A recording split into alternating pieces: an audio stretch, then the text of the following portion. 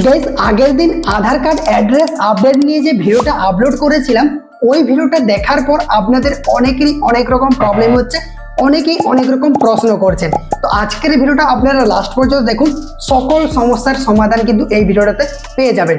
অনেকেই কমেন্ট করছেন যদি কারো ভোটার কার্ড না থাকে তাহলে কি করতে হবে, অনেকেই কমেন্ট করছেন যে আমরা স্ট্যাটাস কিভাবে চেক করব, অনেকেই কমেন্ট করছেন যে আমাদের ডকুমেন্ট আপলোড করার পর সাকসেসফুল হয়েছে কিনা সেটা কিভাবে জানবো, অনেকেই আবার প্রশ্ন করছেন যে আমাদের বাচ্চাদের কি করতে হবে। তো আজকের এই ভিডিওতে আমি আপনাদেরকে পুরো ডিটেলসে দেখিয়ে দেবো যে কাদেরকে করতে হবে, সেটাও কিন্তু আপনারাই চেক করে নিতে পারবেন কাদেরকে ডকুমেন্ট অ্যাড্রেস আপলোড করতে হবে আধার কার্ডে। তো এই আপডেটটা ভেরি ইম্পর্টেন্ট, ঠিক আছে। তো আজকের ভিডিওটা লাস্ট পর্যন্ত দেখুন, সম্পূর্ণ ডিটেলসে কিন্তু আমি বলে দিচ্ছি। কিন্তু তার আগে ভিডিওটিতে একটা লাইক করে চ্যানেলটিকে সাবস্ক্রাইব করে দেবেন আর পাশে থাকা নোটিফিকেশন একটা অন করে রাখবেন সকল আপডেট সবার আগে পাওয়ার জন্য। তো গাইস আপনাদের সাথে আছে আমি সাকিব, চলুন ভিডিওটা শুরু করি। গাইস প্রথমে আমি আপনাদেরকে দেখিয়ে দিই যে আপনার আধার কার্ড ডকুমেন্ট অ্যাড্রেস আপলোড করতে হবে কি না সেটা আপনি কিভাবে চেক করতে পারবেন, চলুন প্রথমে দেখিয়ে দিচ্ছি। এর জন্য আপনাদেরকে যে কোনো একটা ব্রাউজার ওপেন করতে হবে। আমি ডেস্কটপ দিয়ে দেখাচ্ছি, আপনি চাইলে আপনার মোবাইল থেকে চেক করে নিতে পারবেন এবং আপডেট করতে পারবেন। তো আপনাদেরকে গুগল ক্রোম ব্রাউজারটা ওপেন করতে হবে। আমরা এখানে ক্রোম ব্রাউজার ওপেন করছি। এরপর আপনাদেরকে সার্চ বারে লিখতে হবে মাই আধার লগ ইন, এটাকে সার্চ করে নেবেন বা আমি ভিডিও ডেসক্রিপশন বক্সে প্রোভাইড করে দেবো এই লিঙ্কটা, এই ওয়েবসাইটের লিঙ্ক প্রোভাইড করে দেবো। লিঙ্কে ক্লিক করে আপনি সরাসরি চলে আসবেন। দেখতে পাচ্ছেন লগ ইন মাই আধার, এটাতে ক্লিক করে দেবেন। ক্লিক করার পর দেখবেন আপনার সামনে এরকম একটা ওয়েবসাইট ওপেন হয়ে যাবে। ঠিক আপনাকে এই ওয়েবসাইটটিতে আসতে হবে। তার জন্য আপনাদের সুবিধার ক্ষেত্রে ভিডিও ডেসক্রিপশন বক্সে লিঙ্কটা দিয়ে দিয়েছি, ওখান থেকে আপনি চলে আসবেন। এরপর আপনাদেরকে নিচে চলে আসতে হবে। দেখতে পাচ্ছেন অনেকগুলো অপশান রয়েছে। আর গাইস যে গুড নিউজটা দেবো বলছিলাম সেটাও কিন্তু আমি দেখাবো। তো নিচে চলে আসবেন। নিচে আসার পর দেখবেন এখানে কিন্তু একটা অপশান রয়েছে চেক আধার ভ্যালিডিটি। দেখতে পাচ্ছেন চেক আধার ভ্যালিডিটি, মানে আপনি এখান থেকে চেক করতে পারবেন স্ট্যাটাসটা আপনার আধার কার্ডে আপনি ডকুমেন্ট আপলোড করতে কি হবে কি না সেটা কিন্তু এখান থেকে আপনি চেক করে নিতে পারবেন। আর যদি ডকুমেন্ট আপনি আপলোড করে থাকেন সেক্ষেত্রেও চেক করতে পারবেন যে আপনার কমপ্লিট হয়েছে কিনা। তো এই অ্যারো বাটনে ক্লিক করে দেবেন বা এটার উপরে ক্লিক করবেন। এরপর আপনাদেরকে এখানে এন্টার আধার নাম্বার, আপনার আধার নাম্বারটা অ্যাড করে দিবেন এবং এখানে দেখতে পাচ্ছেন ক্যাপচারটা শো করছে, এই ক্যাপচারটা এখানে আপনি টাইপ করবেন। তো আমি আধার নাম্বার এবং ক্যাপচারটা টাইপ করে দিচ্ছি। গাইস দেখতে পাচ্ছেন এখান থেকে আমি আধার নাম্বার এবং এখান থেকে ক্যাপচারটা দিয়ে দিয়েছি। এরপর জাস্ট প্রসিডে আপনাকে ক্লিক করতে হবে। ক্লিক করলে দেখবেন আপনার সামনে ঠিক এইরকম ইন্টারফেস শো করবে। এরপর যদি আপনার এরকম আসে তাহলে কিন্তু আপনাকে ডকুমেন্ট আপলোড করতে হবে না। দেখতে পাচ্ছেন এখানে কিন্তু লেখা রয়েছে আধার ভেরিফিকেশন কমপ্লিটেড, এটা কিন্তু লেখা রয়েছে।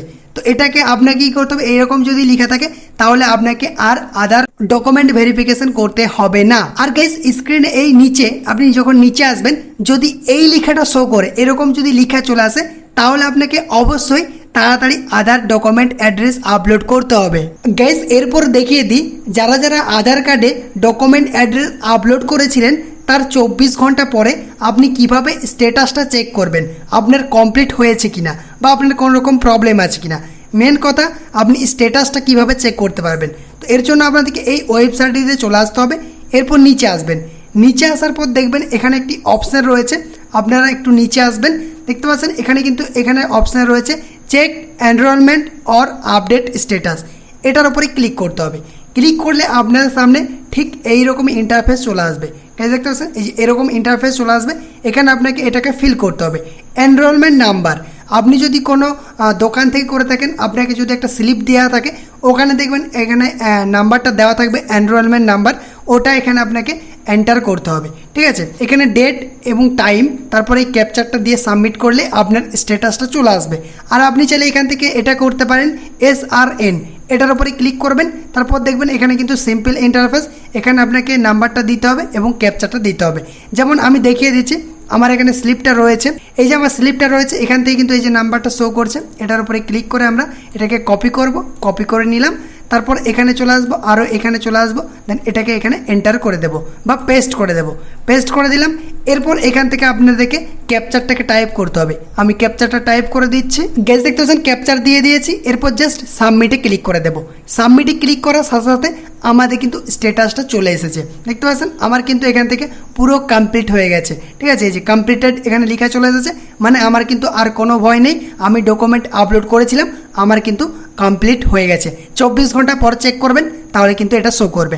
আর যদি আপনার অন্য কিছু থাকে তাহলে আমাকে কমেন্ট করে জানাতে পারেন। গাইস এরপর বলে দিই যে এই আধার কার্ড ডকুমেন্ট আপডেটটা কাদেরকে অবশ্যই করাতে হবে। যদি আপনার আধার কার্ড বিগত 10 বছরের মধ্যে কোনো রকম আপডেট না করানো হয়ে থাকে তাহলে অবশ্যই আপনাকে এই আধার কার্ড ডকুমেন্ট আপডেট করতে হবে। বা আপনার যদি 10 বছর পুরানো আধার কার্ড হয়ে থাকে তাহলে অবশ্যই এই ডকুমেন্ট অ্যাড্রেসটা আপডেট করাতে হবে। আর গাইস অনেকেই প্রশ্ন করছিলেন যে আমাদের বাচ্চাদেরও কি এই ডকুমেন্ট অ্যাড্রেস আপডেটটা করাতে হবে? 5 বছরের কম বয়সী বাচ্চাদের জন্য এই ডকুমেন্ট আপডেট বাধ্যতামূলক নয়। তাদের জন্য মূলত দুটি নির্দিষ্ট বয়সে বায়োমেট্রিক আপডেট করাতে হয়। একটি যখন তাদের বয়স 5 বছর পূর্ণ হয় এবং দ্বিতীয়বার যখন তাদের বয়স 15 বছর হয়। আপনার বাচ্চার বয়স যদি এই সময়সীমার মধ্যে থাকে তাহলে আপনার নিকটবর্তী আধার সেবা কেন্দ্র গিয়ে এই আপডেট করিয়ে নিন। আরেকটা আপনারা প্রশ্ন করছিলেন যে আমাদের কি ভোটার কার্ড দিয়ে এই ডকুমেন্ট অ্যাড্রেস আপডেট করাতে হবে?